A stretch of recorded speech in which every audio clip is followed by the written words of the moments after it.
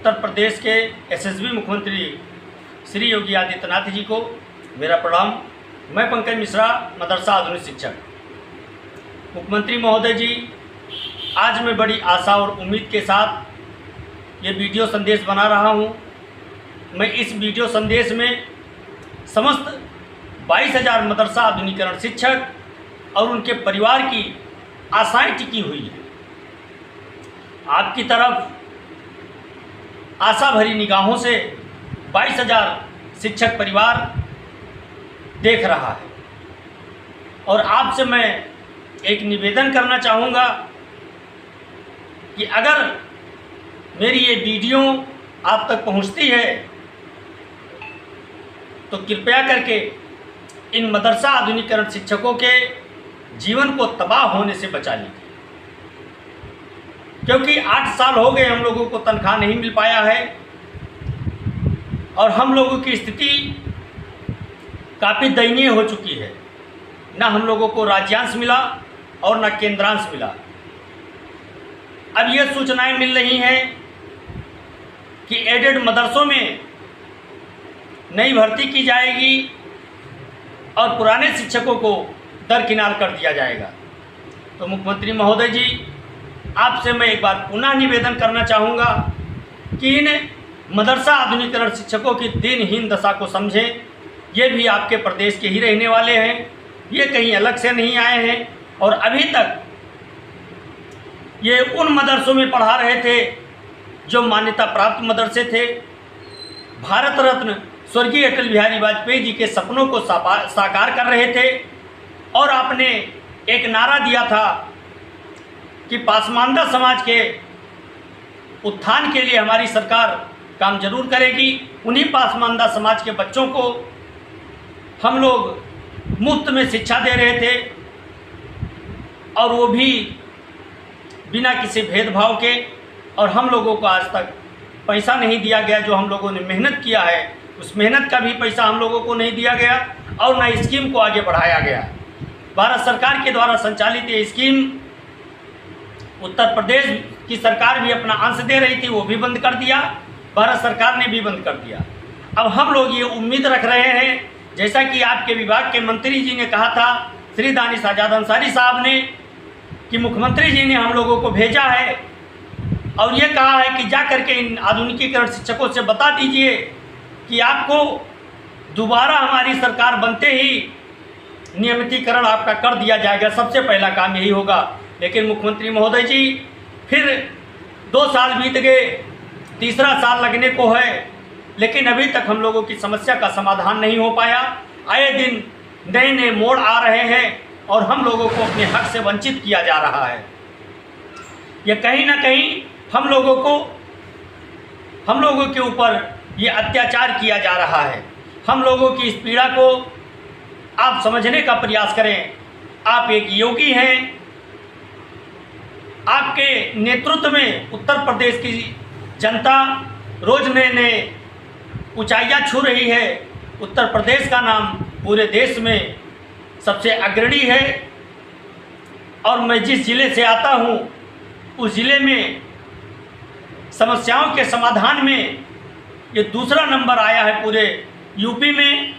तो मैं चाहता हूं कि हमारी भी ये पुकार सुनी जाए और हमारी इस वेदना को समझा जाए और इन मदरसा आधुनिकीकरण शिक्षकों को, मरते हुए इनके परिवार को, भूखों तरसते हुए इनके परिवार को बचा लीजिए, क्योंकि आपकी शरण में हैं, आपकी तरफ निगाहें लगा करके देख रहे हैं, उन आशा भरी निगाहों से देख रहे हैं, क्योंकि ये इतने लाचार हो चुके हैं कि अपने बच्चों की फीस नहीं जमा कर पा रहे हैं, अपने माँ बाप की दवा नहीं ला पा रहे हैं।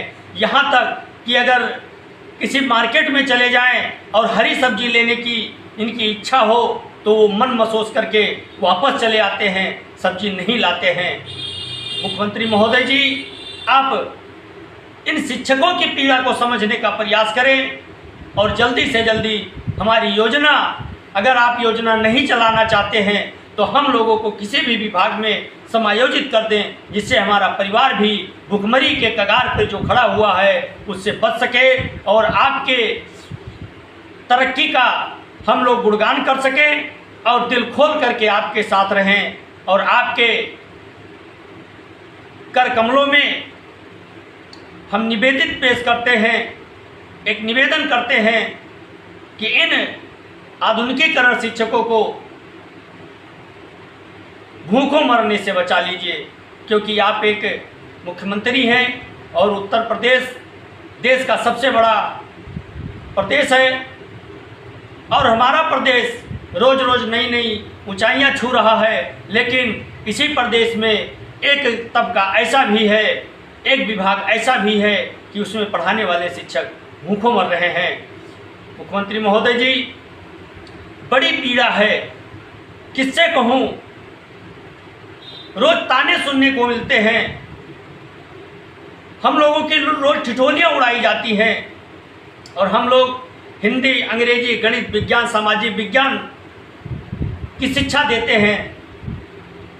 उसके बावजूद हम लोगों को हमारी मेहनताना नहीं दी गई और स्कीम भी बंद कर दिया गया। अब हम लोग इस उम्र में कहाँ जाएं, कौन हम लोगों को रखेगा, कोई नहीं रख रहा है। इसलिए आपसे बड़ी आशाएं हैं, बड़ी उम्मीदें हैं और मैं ये आपसे निवेदन करूंगा कि उन आलोचकों का मुंह बंद करें जो ये तमका लगा दिए हैं कि बीजेपी की सरकार रहेगी तब तक आप लोगों का काम नहीं होगा। लेकिन मैं उनको झूठ साबित करना चाहता हूं आपके आशीर्वाद से। अगर आप हम लोगों के काम को कर देते हैं तो तन मन धन से हम लोग आपकी पार्टी का गुणगान करेंगे, आपके कामों की सराहना करेंगे और आपके लिए हमेशा ये मदरसा आधुनिकीकरण शिक्षक खड़ा मिलेगा। जहां भी आप आवाज़ देंगे, आपकी पार्टी आवाज़ देगी, वहां हम लोग आपको मिलेंगे। लेकिन बस एक ही निवेदन है कि हम लोगों की समस्या का समाधान कराया जाए, क्योंकि अब हद से ज़्यादा हो गया। इंतज़ार करते करते काफ़ी दिन बीत गए। जिन लोगों का हम लोगों ने कर्ज ले लिया था वो कर्ज नहीं दे पाए हैं, वो बार बार दरवाजे पर आ रहे हैं, उल्टी सीधी बातें करते हैं, धमकियां देते हैं और धमकियां दे करके चले जाते हैं। हम लोगों का निकलना दूभर हो गया है। हम लोग जो सामान्य भरी ज़िंदगी जी रहे थे वो सम्मान हम लोगों का खो चुका है। हम लोगों की छवि समाज में एक बेईमान की बन गई है और ये अगर बनी है तो उसका जिम्मेदार कोई और दूसरा नहीं है, आपकी पार्टी है महोदय जी, माननीय जी। ये सत्य है, कड़वा है लेकिन सत्य है। इसलिए मैं निवेदन करना चाहूँगा कि इन मदरसा आधुनिकीकरण शिक्षकों को मरने से बचा लीजिए। भूखों मर रहे हैं, एक एक पैसे के मोहताज हैं, घर में ताने मिलते हैं, बाहर ताने मिलते हैं। इन सब के बीच में ये मदरसा आधुनिकीकरण शिक्षक पिसता जा रहा है, रोज रोज डिप्रेशन का शिकार हो रहा है। इसलिए हम लोगों की वेदना को समझने का प्रयास करें। इसी बातों से मैं आज के लिए विराम चाहूँगा।